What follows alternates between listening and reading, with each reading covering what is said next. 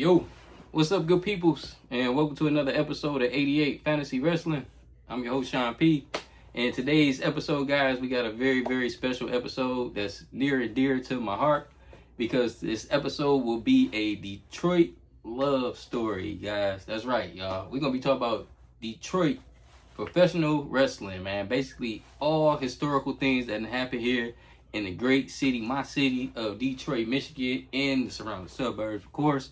But yeah, this is basically a taste of Detroit, guys. So, of course, as always, before we get into that episode, we got to talk about our past episode. So, appreciate everybody for chiming in, for watching us. We had great feedback. You know, our last episode we just did the best, we say, up and rising superstars of the WWE.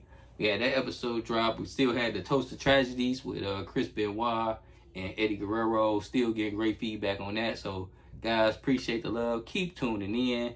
Tell everybody about us. Y'all, like I say, we ain't gonna stop. Y'all know that, man. We're gonna keep going to the top, of course, man. So, thank you. And I'll say, without further ado, man, let's get to this love story, y'all. You know, Detroit, man. We're gonna talk about Detroit a little bit today, all right? So, again, guys, like I say, throughout the time, man, Detroit, Michigan has been a home of many significant events in professional wrestling history, all right? We talk about from the record-breaking crowd that we had at the Pontiac Silverdome at WrestleMania 3. Y'all know that, man. We talked about that plenty of times. Go in the archives. We got past episodes detailing WrestleMania 3, just talking about the main event. But again, man, it's just so groundbreaking. It's like a movie. I love WrestleMania 3, man. And basically the impact that we had from everything that from the Joe Louis Arena, man. We done had things that all the way to Cobo Hall, man, and then we had shows at the Fox, you know, like I said, we mentioned Pontiac Silverdome, all the way to this day. We still, you know, get shows at Little Caesars Arena, you know, AEW, they get shows at the Masonic, you know, they got shows as well, so we still got things going on here. We still generating great history and great memories, you know. So again, man, we just gonna take a look back at some of the most impactful events in wrestling history that happened right here in the Motor City, man, Detroit, Michigan, all right? So again, y'all, let's just talk about the backdrop of it, all right? So pro wrestling earliest events here in the city actually occurred like all the way back, doing my research, so back to the 1950s, guys. Like, think about that, 1950, man, the 50s is back by a wrestler. And every time I used to ask, like, you know, who was the guy back then? You know, like, who would people go and see? Who would people paying their money for? Who was the 1950 Hulk Hogan, basically? And every time I got the same answer, man. Same answer. It was a guy by the name of Bobo Brazil. Like, if y'all don't know who Bobo Brazil is, please do your research. Ask your parents about it, ask your grandparents about him. But basically, Bobo Brazil was a professional wrestler born in Benton Harbor, Michigan. There was shout out to Benton Harbor, Michigan.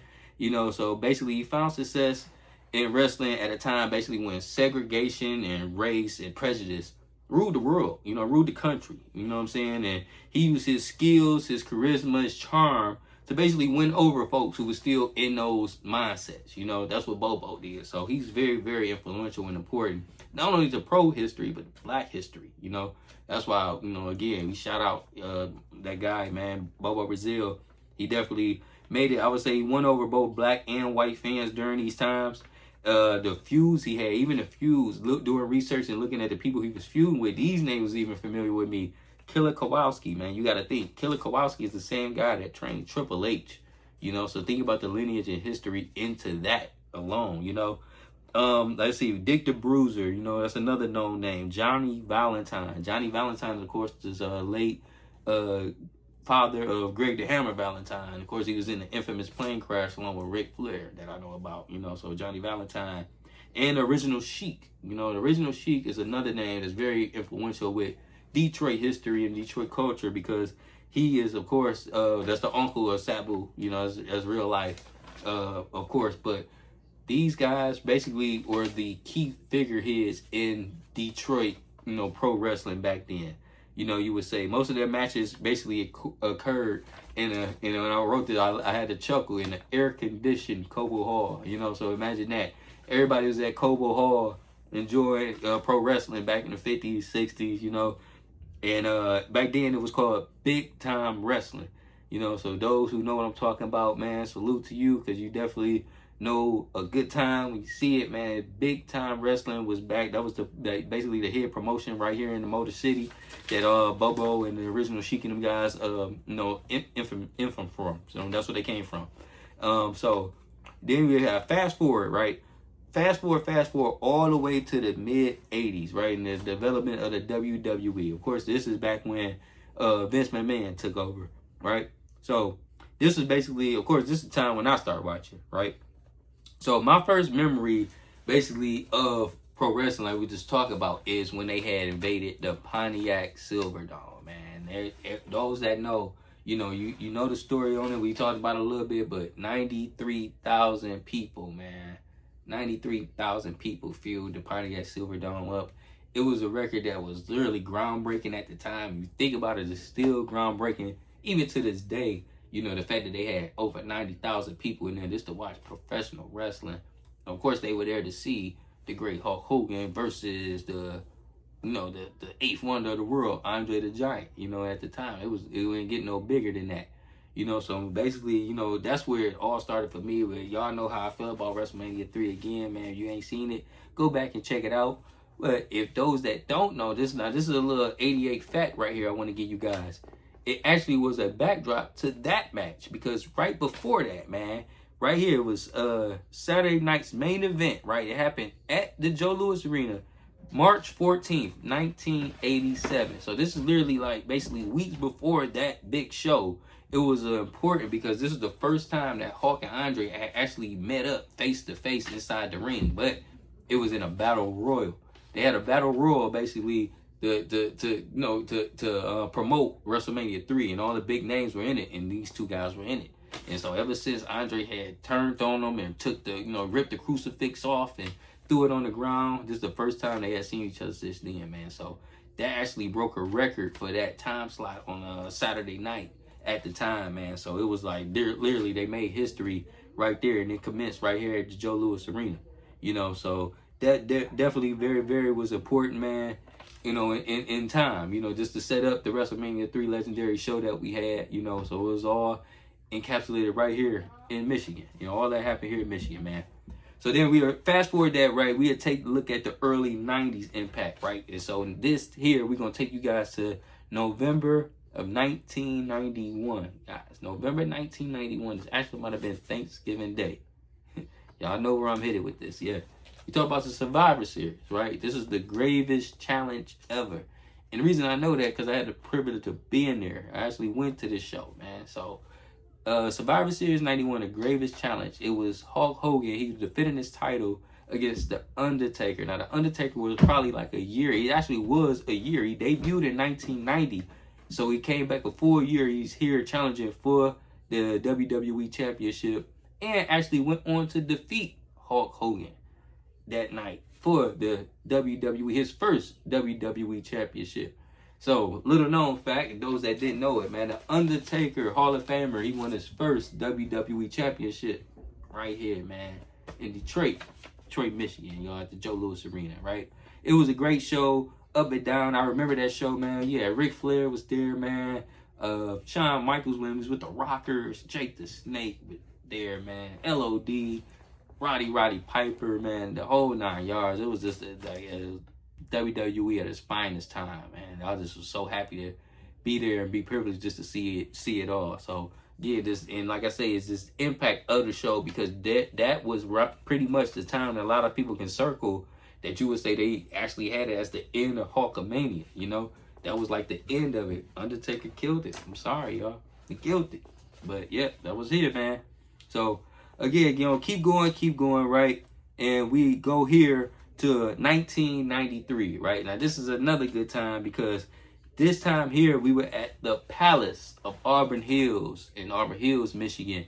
And that's when the great Lex Express, those who remember the Lex Express, man, it was a tour bus, basically, that they had made for Lex Luger during this time. Lex Luger actually was doing his turn when he made his turn to go from the heelish ways that he was having onto the babyface. At the time, Yokozuna was the world champion, and he was being billed as this unstoppable force. He had just beat Hogan to get the title back, and they had a big legendary thing on the U.S. Intrepid on July 4th, 93 to see who could body slam Yokozuna, and nobody could do it. They had several people from the NBA, NFL, they were coming down trying to slam this guy. You had people just looking at him like, nah, I'm good, you know? And then all of a sudden, you had this guy pull up, man, with the red, white, and blue shirt and ripped it off like Hogan, but it was Luger. And Luger came and body slammed Yoko. He started this big promotion to fight for the WWE title on the Lexus Press. He went around and he was, just shaking hands and kissing the babies and everything. And he made it stop right here in Auburn Hills, Michigan, where him and Yokozuna went face to face. He didn't win the title, but just the whole fact that it was that whole promotional tour around the country and this was his last stop, I felt like that was definitely impactful. You know, it was something that we won't forget, man. So, like I say, a lot of people knew, too, that Luger was next in line to win that title, unfortunately. But, like I say, Vince had other reasons. So, we never seen the Luger WWE title run. But it was a good ride, you know. And, again, another show I was able to, have the privilege of going to. So, definitely memorable for me. And, again, like I say, just for cultural impact, you know. It was a count-out finish. But, again, man, the show was a great show. And I love the fact that, like I say, we were there to see it. You know, we were there to see it. And it laid the groundwork for the years to come. That's what it did. So, like I said, we'll take that back. Now we're going to switch over there because this same guy, it's so ironic, man. This same guy in that same building, man, he ended up leaving the WWF. We're talking about Luger here. He left the WWF in 95, went over to WCW. Yeah, he wasn't winning the WWE title. He went over to WCW, and when you know, man, this 2 years later, August of 1997, at the Palace of Auburn Hills, Lex Luger defeated Hollywood Hulk Hogan to become the WCW World Heavyweight Champion, man. So that just go to show you guys, never say never, never give up. You might have to just switch promotions and go hang with Eazy-E or something, man. But yeah, definitely, man, it was same here. It was here, again, like I say, big significance because Hogan actually tapped out to the torture rack that night. I remember watching that and thinking, wow, Hogan never submitted to anything. He actually tapped out for this guy Luger. So definitely, I felt like that was impactful, man. You guys ain't seen that, go check it out too, man. It's Monday Nitro. I want to say August 2nd, 1997.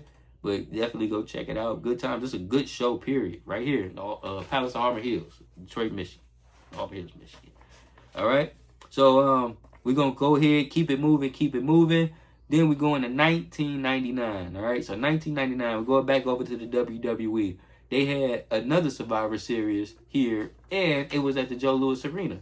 And this show was so influential and important because I remember it because this was the time when their guy, the main guy, Stone Cold Steve Austin, you hear me? Detroit 316, stand up. Stone Cold was going through a couple issues, man, right at that time. It was like medical issues. Remember, he had his neck problems, and he needed time off. You know, this is internally. He needed time off. So what WWE decided to do was actually write him off TV by having him, he got ran over by a car, y'all. Yeah, they hit Stone Cold with a car, guy. He got ran over. He got ran over right here in the parking lot at the Joe Louis Arena.